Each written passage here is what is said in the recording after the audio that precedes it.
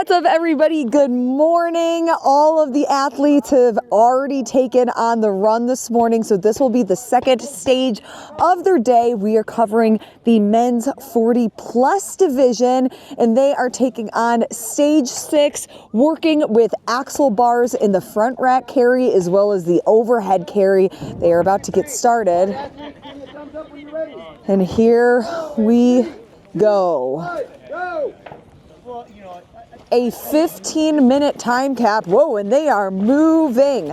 About 130 pounds is how much the axle bar with the weights is going to be, and you'll see that they have specific drop zones, 3 of them, so they are required to drop at each one on the way down. And now they will move to their first firing sequence. They will have rifle and pistol, 10 shots for each. Both are going to be freestanding.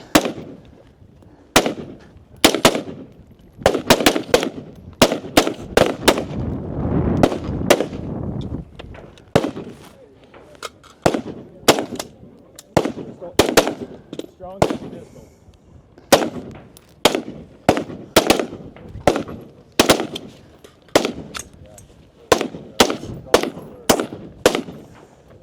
So for pistol, this is going to be a little bit different than the rifle. They will have 10 shots for each, but the round 1 and 3, they will use their strong hand.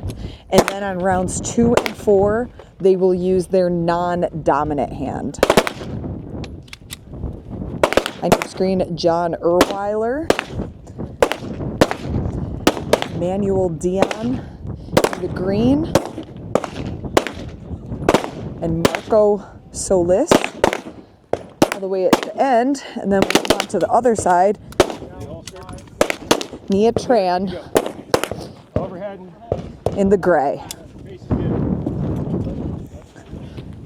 John and Marco on the left already making their way with the overhead carry. John in a good position, nice locked out elbows. So he is done with round number 1. And we'll now go back to that front rack carry, and you'll see that he will drop at each drop zone. There's 3 of them as he advances.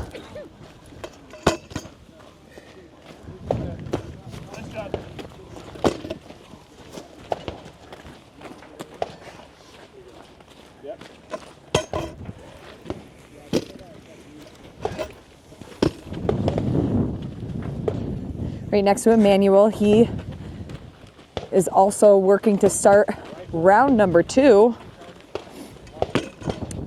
All the way from Paris, another international athlete.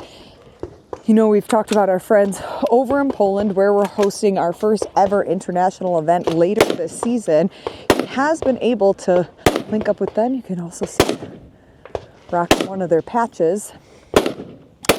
This is his first time competing out here with the tactical games. Great to see the sport grow, not just nationally, but also internationally. Of course, in our poncho to the right, Danny. She gives us all those great photo packages and the ones you see on Instagram, along with Ro, our head of media. Marco using the non-dominant hand now for the pistol in his second round. Mag out. Bolt forward. Here.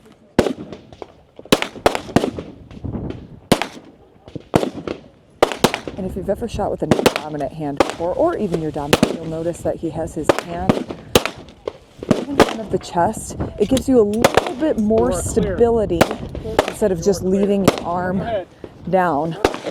So Marco will be the first one to move to the second set of overhead carries. Oh, lost the hat on the way, no problem, he's still moving. Looking nice and strong. This 130 pounds looks like no issue for him.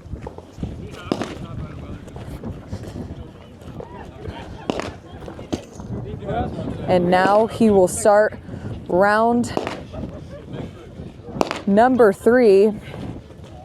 Something, though, that could be a factor for some of these athletes is holding the metal bar with frozen hands. Right now I'm out here just holding my camera and I can already feel my fingertips getting numb. So just think about the way that that's going to translate when you go to pull the trigger with your pistol or your rifle. Yesterday we saw maybe just a handful of athletes wearing gloves. Nice movement. Nice More movement. were not Rifle. than were, but yeah, now he's Can't feel my hands. blowing on his hands, trying to warm them up with some hot air. Just another factor of being out here in the elements of tactical games. Who would have thought the weather would be like this in Nevada this time of year? John starting his third round with his rifle. I guess I have one. Remember that.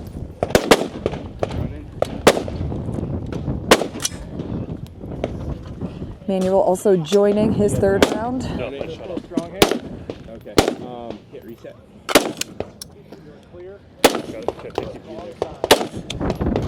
Bottom square.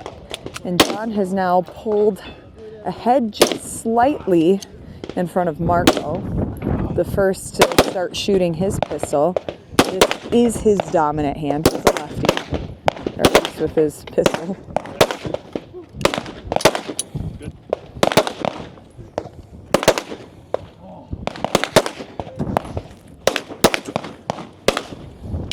He'll do clearing procedure, reholster it.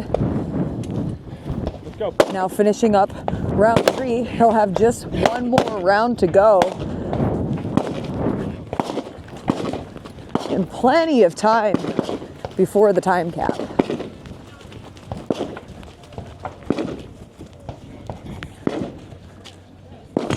Round go. Last round. You're crushing it.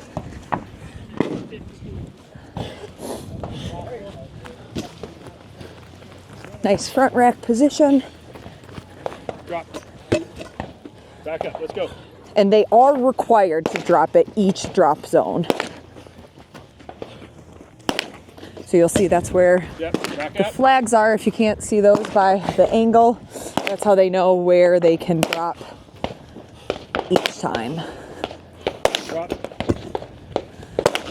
Okay, and this will be his last iteration on the firing line, Take your time. Make these shots good. You're killing the stage. ending with the weak hand once we get to the pistol, but first 10 shots with his rifle.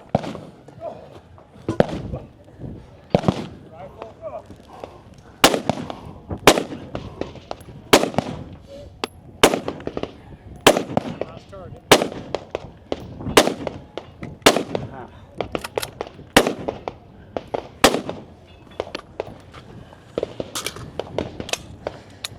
Pistol. Didn't seem entirely pleased with some of those shots. Time. Not sure if it picked up on the microphone, but some verbal cues.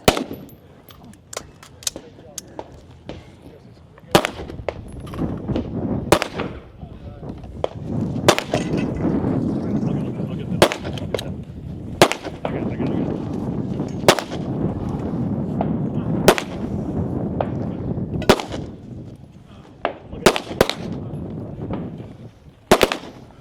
And he is done. Time stops when he crosses the finish line, so he'll clear his pistol, get it back into his holster, and now that overhead carry all the way to the start-finish line. Go. Let's go. Come on.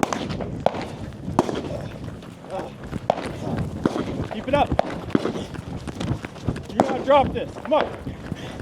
Got to get all the way across. And time has stopped. He is done. Stage number 6.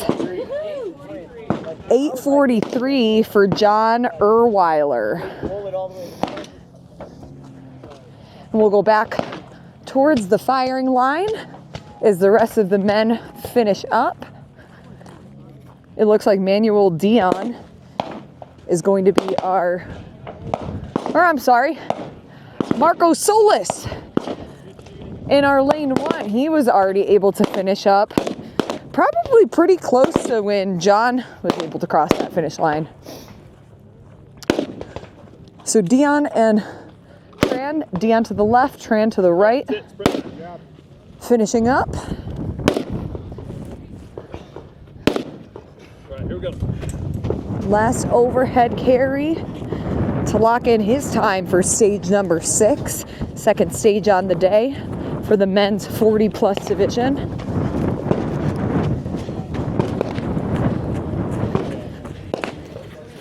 And he is done. Damn. We'll catch up with those men in just a bit. But let's first go follow our final competitor, Mia Tran.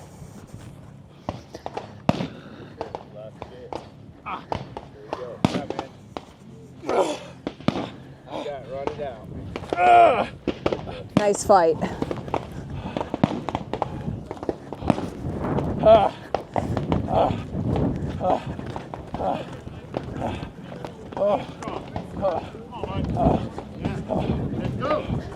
Just a couple feet away, almost there, and done. Nice work. Hi, family.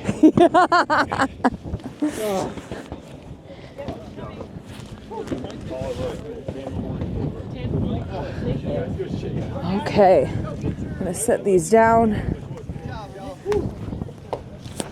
We'll go talk with them. John, I'll give this to you. We'll do a little walk and talk. That's as you collect your stuff. Yeah. Hey, you got a pretty good overhead carry. Hey, thanks. What do you do to work on that? Lots of overhead carries. Just not in the cold. No, you chose to wear gloves. Did that help? Did that hurt?